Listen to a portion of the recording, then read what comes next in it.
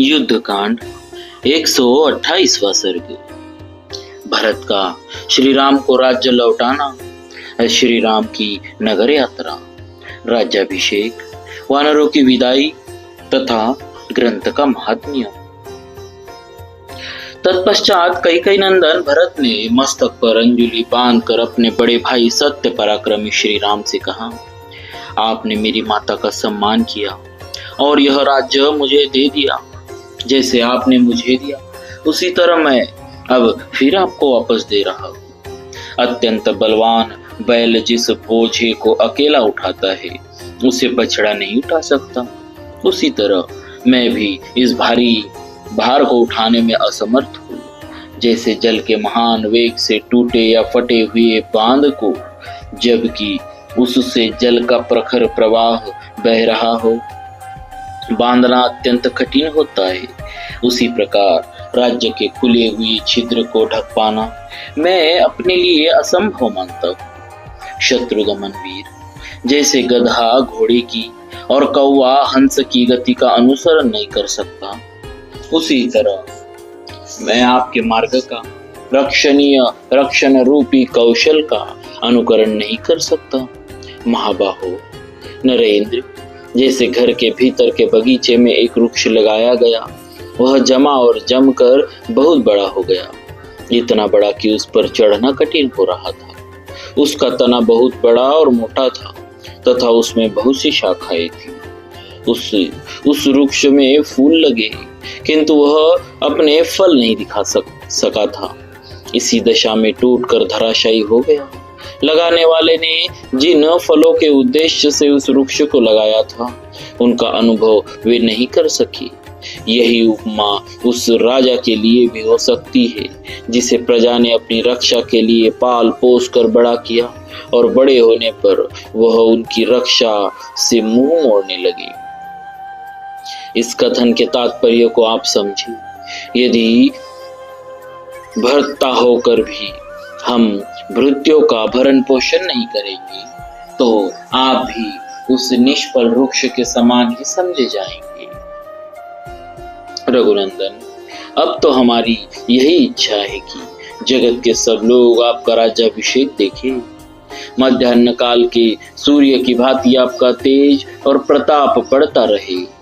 आप विविध वाद्यों की मधुर ध्वनि, कांच तथा नूपुरों की झनकार और गीत के मनोहर शब्द सुनकर सोए और जागे। जब तक नक्षत्र मंडल घूमता है और जब तक यह पृथ्वी स्थित है तब तक आप इस संसार के स्वामी बने रहे। भरत जी की यह बात सुनकर शत्रु नगरी पर विजय पाने वाले भगवान प्रभु श्री राम ने तथास्तु कहकर उसे मान लिया और वे एक सुंदर आसन पर विराजमान। फिर शत्रुघ्न जी की आज्ञा से निपुण नाई बुलाए गए, जिनके हाथ हल्के और तेज चलने वाले थे। उन सब ने श्री रघुनाथ जी को घेर लिया। पहले भरत ने स्नान किया, फिर महाबली लक्ष्मण ने तथा तत्पश्चात वानरराज सुग्रीव और राक्षसराज विभीषण ने भी स्नान किया। तदनंतर जटा का शोधन करके श्री राम ने स्नान किया। फिर विचित्र पुष्पमाला, सुंदर अनुलेपन और बहुमूल्य पीतांबर धारण करके आभूषणों की शोभा से प्रकाशित होते हुए वे सिंहासन पर विराजमान हुए। इक्ष्वाकु कुल की कीर्ति बढ़ाने वाले शोभाशाली पराक्रमी वीर शत्रुघ्न ने श्री राम और लक्ष्मण को श्रृंगार धारण कराया। उस समय राजा दशरथ की सभी मनस्विनी रानियों ने स्वयं अपने हाथों से सीता जी का मनोहर श्रृंगार किया। पुत्र वत्सला कौशल्या ने अत्यंत हर्ष और उत्साह के साथ बड़े यत्न से समस्त वानर पत्नियों का सुंदर श्रृंगार किया। तत्पश्चात शत्रुघ्न जी की आज्ञा से सारथी सुमंत्र जी एक सर्वांग सुंदर रथ जोत कर ले आए। अग्नि और सूर्य के समान देदीप्यमान उस दिव्य रथ को खड़ा देख शत्रु नगरी पर विजय पाने वाले महाबाहु श्री राम उस पर आरूढ़ हुए।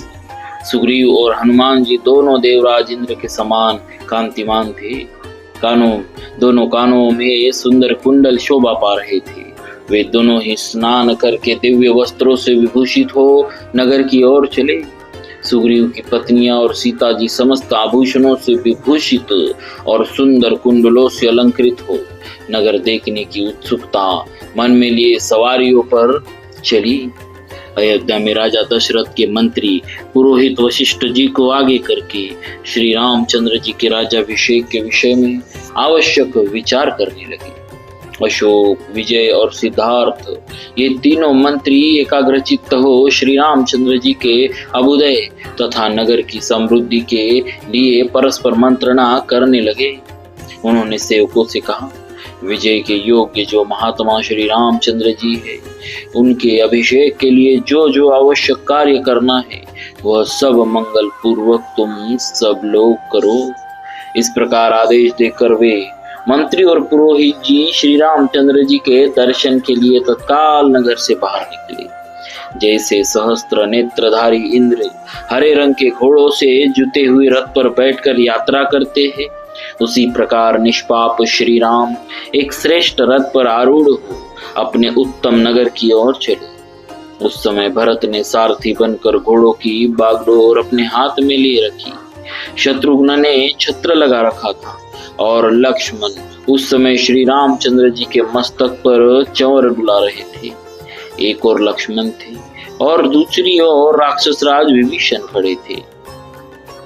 उन्होंने चंद्रमा के समान कांतिमान दूसरा श्वेत चंवर हाथ में ले रखा था। उस समय आकाश में खड़े हुए ऋषियों तथा मरुदगणों सहित देवताओं के समुदाय श्री रामचंद्र जी के स्तवन की मधुर ध्वनि सुन रहे थे। तदनंतर महातेजस्वी वानरराज सुग्रीव शत्रुंजय नामक पर्वताकार गजराज पर आरूढ़ हुए। वानर लोग 9000 हाथियों पर चढ़कर यात्रा कर रहे थे। वे उस समय मानव रूप धारण किए हुए थे और सब प्रकार के आभूषणों से विभूषित थे।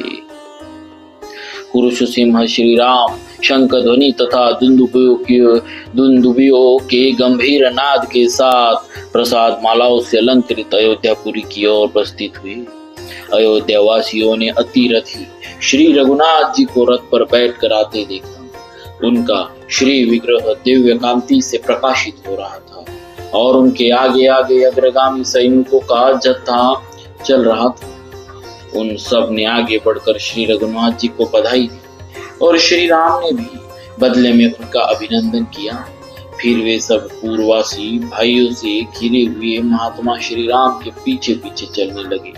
जैसे नक्षत्रों से घिरे हुए चंद्रमा सुशोभित होते हैं, उसी प्रकार मंत्रियों, ब्राह्मणों तथा प्रजाजनों से घिरे हुए श्री रामचंद्र जी अपने दिव्य कांति से उद्भासित हो रहे थे। सबसे आगे बाजे वाले थे और आनंद मग्न हो तुरही, करताल और स्वस्तिक बजाते हुए मांगलिक गीत गाते थे। उन सब के साथ श्री रामचंद्र जी नगर की ओर बढ़ने लगे। श्री रामचंद्र जी के आगे अक्षत और सुवर्ण से युक्त पात्र, गौ, ब्राह्मण, कन्याएं तथा हाथ में मिठाई लिए अनेक मनुष्य चल रहे थे। श्री रामचंद्र जी अपने मंत्रियों से सुग्रीव की मित्रता, हनुमान जी के प्रभाव तथा अन्य वानरों के अद्भुत पराक्रम की चर्चा करते जा रहे थे। वानरों के पुरुषार्थ और राक्षसों के बल की बातें सुनकर अयोध्यावासियों को बड़ा विस्मय हुआ। श्री राम ने विभीषण के मिलन का प्रसंग भी अपने मंत्रियों को बताया। यह सब बताकर वानरों सहित तेजस्वी श्री राम ने हष्ट पुष्ट मनुष्यों से भरी हुई अयोध्यापुरी में प्रवेश किया। उस समय पूर्ववासियों ने अपने अपने घर पर लगी हुई पताकाएं ऊंची कर दी। फिर श्री रामचंद्र जी इक्ष्वाकु वंशी राजाओं के उपयोग में आए हुए पिता के रमणीय भवन में आए। उस समय रघुकुल नंदन राजकुमार श्री राम ने महात्मा पिताजी के भवन में प्रवेश करके माता कौशल्या, सुमित्रा और कैकेयी के चरणों में मस्तक झुकाकर धर्मात्माओं में श्रेष्ठ भरत से अर्थ युक्त मधुर वाणी में कहा, भरत, मेरा जो अशोक वाटिका से घिरा हुआ मुक्ता एवं वैदुर्य मणियों से जटित विशाल भवन है, वह सुग्रीव को दे दो।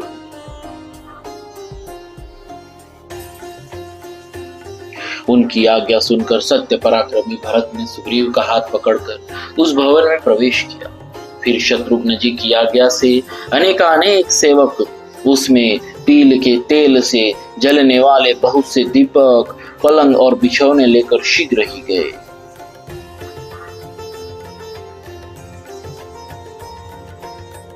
तत्पश्चात महातेजस्वी भरत ने सुग्रीव से कहा, प्रभु, भगवान श्री राम के अभिषेक के निमित्त जल लाने के लिए आप अपने दूतों को आज्ञा दीजिए। तब सुग्रीव ने उस समय 4 श्रेष्ठ वानरों को सब प्रकार के रत्नों से विभूषित 4 सोने के घड़े देकर कहा, वानरों, तुम लोग कर प्रातःकाल ही चारों समुद्रों के जल से भरे हुए घड़ों के साथ उपस्थित रहकर आवश्यक आदेश की प्रतीक्षा करो।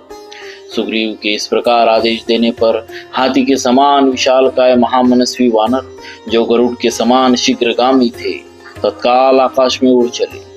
जाम्बुआन, हनुमान, वेगदर्शी, गवय और ऋषभ, ये सभी वानर चारों समुद्रों से और 500 नदियों से भी सोने के बहुत से कलश भर लाए।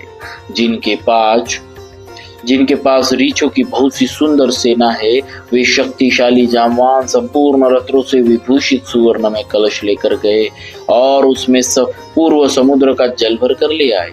ऋषभ दक्षिण समुद्र से शीघ्र ही एक सोने का घड़ा भर लाए। वह लाल चंदन और कपूर से ढका हुआ था। वायु के समान वेगशाली गवय एक रत्न निर्मित विशाल कलश के द्वारा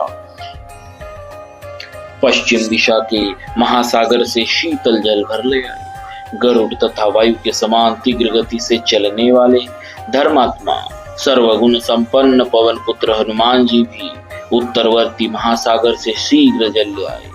उन श्रेष्ठ वानरों के द्वारा लाए हुए उस जल को देखकर मंत्रियों सहित शत्रुघ्न ने वह सारा जल श्री रामचंद्र जी के अभिषेक के लिए पुरोहित वशिष्ठ जी तथा अन्य सहुदों को समर्पित कर दिया।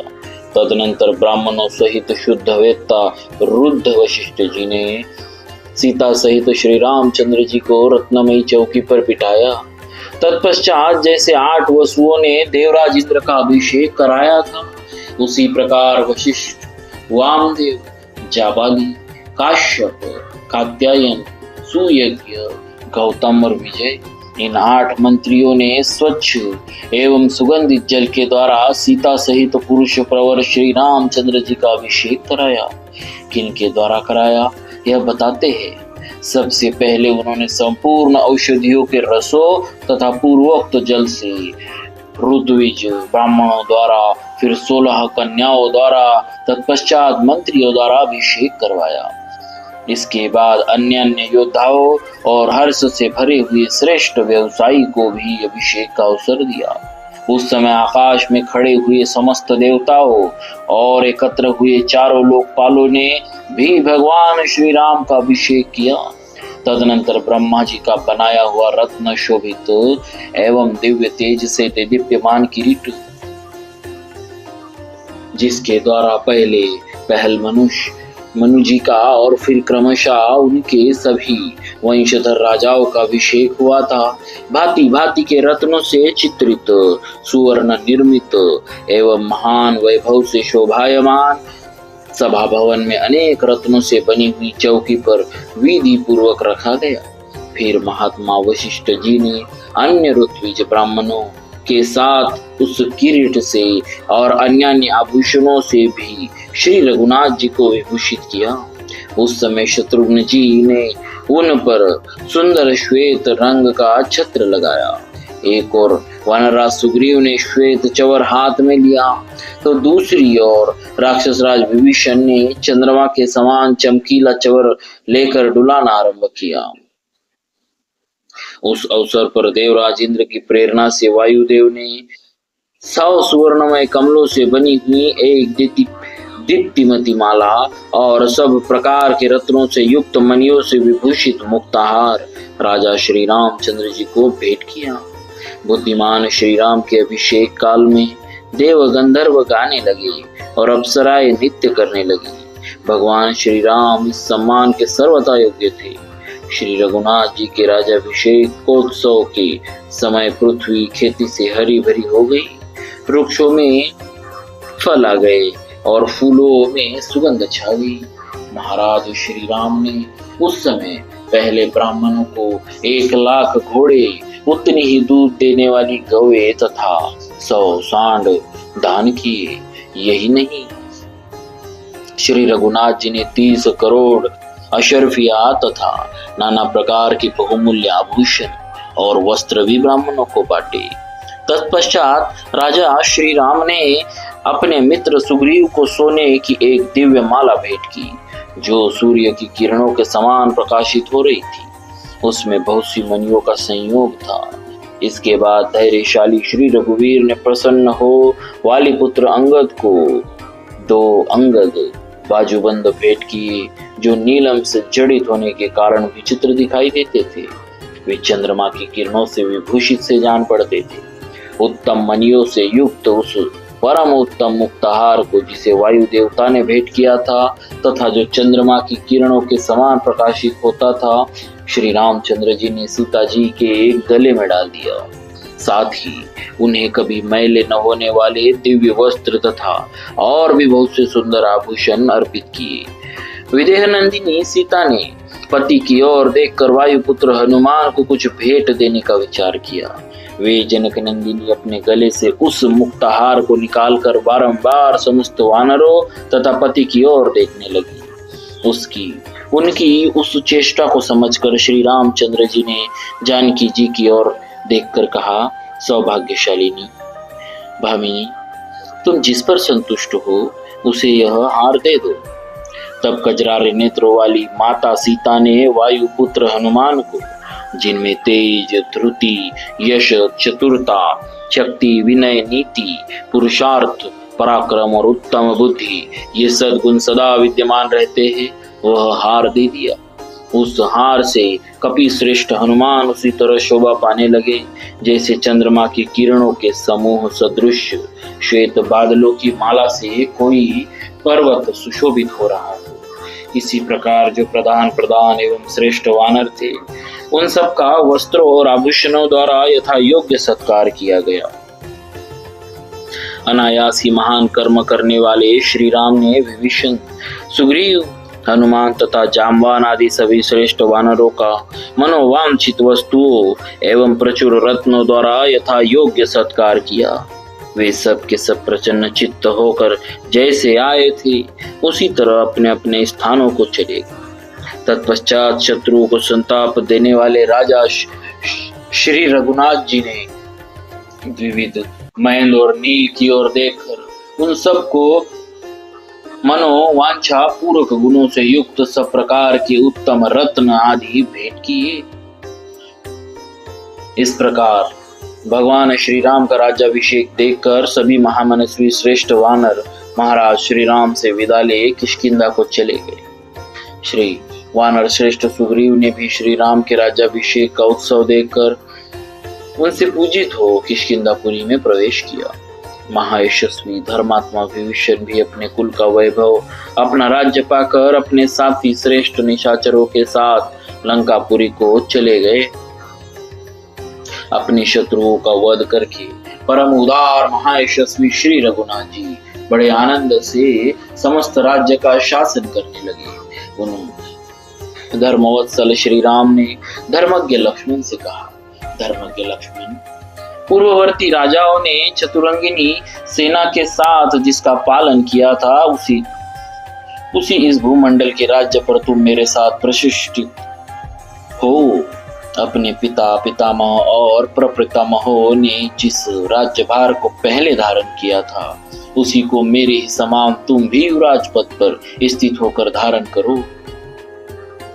परंतु श्री रामचंद्र जी के सब तरह से समझाने और नियुक्त किए जाने पर भी जब सुमित्रा कुमार लक्ष्मण ने उस पद को नहीं स्वीकारा, तब महात्मा श्री राम ने भरत को युवराज पद पर अभिषिक्त किया। राजकुमार महाराज श्री राम ने अनेक बार पौंडरिक, अश्वमेघ, वाजपेय तथा अन्य नाना प्रकार के यज्ञों का अनुष्ठान किया। श्री रघुनाथ जी ने राज्य पाकर 11 सहस्त्र वर्षों तक उसका पालन और 100 अश्वमेघ यज्ञों का अनुष्ठान किया। उन यज्ञों में बहुत उत्तम उत्तम अश्व छोड़े गए थे तथा ऋत्विजों को बहुत अधिक दक्षिणाएं बांटी गई थी। उनकी भुजाएं घुटने तक लंबी थी, उनका वक्षस्थल विशाल एवं विस्तृत था। वे बड़े प्रतापी नरेश थे। लक्ष्मण को साथ लेकर श्री राम ने इस पृथ्वी का शासन किया। अयोध्या के परम उत्तम राज्य को पाकर धर्मात्मा श्री राम ने सहुदों, कुटुंबीजनों तथा भाई बंधुओं के साथ अनेक प्रकार के यत्न किए। श्री राम के राज्य शासन काल में कभी विधवाओं का विलाप नहीं सुनाई पड़ा था। सर्प आदि दुष्ट जंतुओं का भय नहीं था और रोगों की भी आशंका नहीं थी। संपूर्ण जगत में कहीं चोरों या लुटेरों का नाम भी नहीं सुना जाता था। कोई भी मनुष्य अनर्थकारी कार्यों में हाथ नहीं डालता था और बूढ़ों को बालकों के अंत्येष्टि संस्कार नहीं करने पड़ते थे। सब लोग सदा प्रसन्न ही रहते थे। सभी धर्मपरायण थे और श्री राम पर ही बारंबार दृष्टि रखे हुए वे कभी एक दूसरे को कष्ट नहीं पहुंचाते थे। श्री राम के राज्य शासन करते समय लोग सहस्त्रों वर्षों तक जीवित रहते थे, सहस्त्रों पुत्रों के जनक होते थे और उन्हें किसी प्रकार का रोग या शोक नहीं होता था। श्री राम के राज्य शासन काल में प्रजा वर्ग के भीतर केवल राम राम राम की ही चर्चा होती थी। सारा जगत श्री राममय हो रहा था। श्री राम के राज्य में वृक्षों की जड़ें सदा मजबूत रहती थी। वे वृक्ष सदा फूलों और फलों से लदे रहते थे। मेघ प्रजा की इच्छा और आवश्यकता के अनुसार ही वर्षा करते थे। वायु मंद गति से चलती थी जिससे उसका स्पर्श सुखद जान पड़ता था। ब्राह्मण, क्षत्रिय, वैश्य और शूद्र चारों वर्णों के लोग लोभ रहित होते थे। सबको अपने ही वर्णाश्रमों चित्त कर्मों से संतोष था और सभी उन्हीं के पालन में लगे रहते थे। श्री राम के शासन काल में सारी प्रजा धर्म में तत्पर रहती थी, झूठ नहीं बोलती थी। सब लोग उत्तम लक्षणों से संपन्न थे और सबने धर्म का आश्रय ले रखा था। भाइयों सहित श्रीमान राम ने 11,000 वर्षों तक राज्य किया था। यह ऋषि प्रोक्त आदि काव्य रामायण है जिसे पूर्व काल में महर्षि वाल्मीकि ने बनाया था। यह धर्म, यश तथा आयु की वृद्धि करने वाला एवं राजाओं को विजय देने वाला है। संसार में जो मानव सदा इसका श्रवण करता है वह पाप से मुक्त हो जाता है। श्री राम के राज्याभिषेक के प्रसंगों को सुनकर मनुष्य इस जगत में यदि पुत्र का इच्छुक हो तो पुत्र और धन का अभिलाषी हो तो धन पा जाता है। राजा इस काव्य का श्रवण करने से पृथ्वी पर विजय पाता और शत्रुओं को अपने अधीन कर लेता है। जैसे माता कौशल्या श्री राम को, सुमित्रा लक्ष्मण को और कैकेयी भरत को पाकर जीवित पुत्रों की माता कहलाई, उसी प्रकार संसार की दूसरी स्त्रियां भी इस आदि काव्य के पाठ और श्रवण से जीवित पुत्रों की जननी, सदा आनंद मग्न तथा पुत्र पौत्रों से संपन्न होंगी। क्लेश रहित कर्म करने वाले श्री राम की विजय कथा रूप इस संपूर्ण रामायण काव्य को सुनकर मनुष्य दीर्घ काल तक स्थिर रहने वाली आयु पाता है। पूर्व काल में महर्षि वाल्मीकि ने जिसकी रचना की थी वही यह आदि काव्य है। जो क्रोध को जीत कर श्रद्धा पूर्वक इसे सुनता है वह बड़े बड़े संकटों से पार हो जाता है। जो लोग पूर्व काल में महर्षि वाल्मीकि द्वारा निर्मित इस काव्य को सुनते हैं वे परदेश से लौटकर अपने भाई बंधुओं के साथ मिलते और आनंद का अनुभव करते हैं। वे इस जगत में श्री रघुनाथ जी से समस्त मनोवांछित फलों को प्राप्त कर लेते हैं। इसके श्रवण से समस्त देवता श्रोताओं पर प्रसन्न होते हैं तथा जिसके घर में विघ्नकारी ग्रह होते हैं उसके वे सारे ग्रह शांत हो जाते हैं। राजा इसके श्रवण से भूमंडल पर विजय पाता है। परदेश में निवास करने वाला पुरुष सकुशल रहता है और रजस्वला स्त्रियां स्नान के अनंतर 16 दिनों के भीतर इसे सुनकर श्रेष्ठ पुत्रों को जन्म देती है। जो इस प्राचीन इतिहास का पूजन और पाठ करता है वह सब पापों से मुक्त होता और बढ़िया आयु पाता है।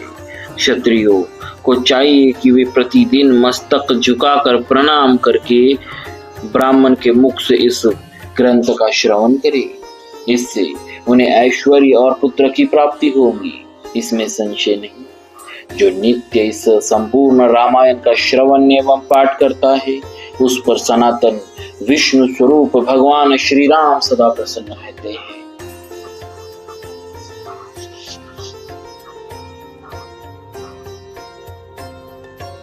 साक्षात आदिदेव महाबाहु पापहारी प्रभु नारायण ही रघुकुल तिलक श्री राम है तथा भगवान शेष ही लक्ष्मण कहलाते हैं।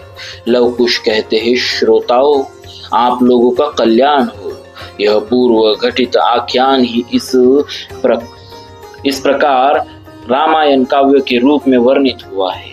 आप लोग पूर्ण विश्वास के साथ इसका पाठ करें, इससे आपके वैष्णव बल की वृद्धि होगी। रामायण को हृदय में धारण करने और सुनने से सब देवता संतुष्ट होते हैं। इसके श्रवण से पितरों को भी सदा तृप्ति मिलती है। जो लोग श्री रामचंद्र जी में भक्ति भाव रखकर महर्षि वाल्मीकि निर्मित इस रामायण संहिता को लिखते हैं उनका स्वर्ग में निवास होता है। इस शुभ और गंभीर अर्थ से युक्त काव्य को सुनकर मनुष्य के कुटुंब और धन धान्य की वृद्धि होती है। उसे श्रेष्ठ गुण वाली सुंदरी स्त्रियां सुलभ होती है तथा इस भूतल पर वह अपने सारे मनोरथों को प्राप्त कर लेता है। यह काव्य आयु, आरोग्य, यश तथा भातृ प्रेम को बढ़ाने वाला है। यह उत्तम बुद्धि प्रदान करने वाला और मंगलकारी है। अतः समृद्धि की इच्छा रखने वाले सत्पुरुषों को इस उत्साहवर्धक इतिहास का नियम पूर्वक श्रवण करना चाहिए।